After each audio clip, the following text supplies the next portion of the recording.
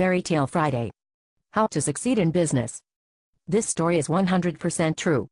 No creative license has been taken.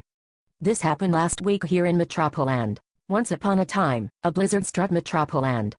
There were 35,000 inches of snow, bum urine froze mid-air in gracefully arcing streams, and skyscrapers became impenetrable crystal dildos. Knowing that advancement depends on perfect attendance, the Senior Chief Assistant President of Critical Business Matters, Mr. Blap, hiked to Improtant co-headquarters, only to find the door frozen shut.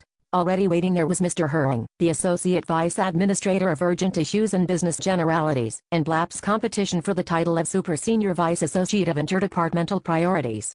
Hering was flipping through Consequential Asshole magazine and hopping from foot to foot, as his bladder was strained, and frostbite had claimed 6 of his toes. This alarmed Blap, who had read of the foot-to-foot power hop advancement technique, a mimicry of the mating rituals of dominant birds, in the best-selling business manifesto, Eat the Competition, an executive's guide to being king shit. Not to be outdone, he began hopping, and he and Mr. Hering stood there together, hopping around in the snow and ice. Shortly thereafter, Mr. Urf, the managing work director of Ultra Super Vital Imperatives, arrived on the scene. But his heart sank when he saw Mr. Blap and Mr. Hering already there and hopping. Blap's comb-over flapped upright in the cold wind like a shark's fin, a blatant symbolic phallus.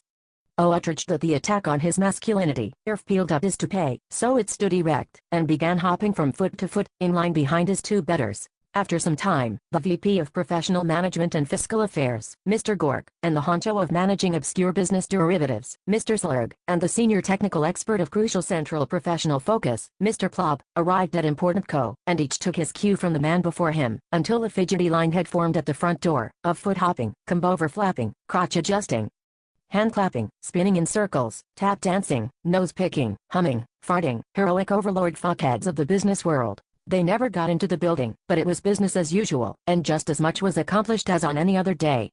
So while it was very tragic when a 13-ton shelf of ice slid off the roof, pulverizing them all on the pavement, they died with their titles intact, and that was what mattered. They had succeeded at business. And because it is fucking mental to go to work in a blizzard, the big boss of the area stayed at home, and succeeded at everything else. The end. Happy Friday.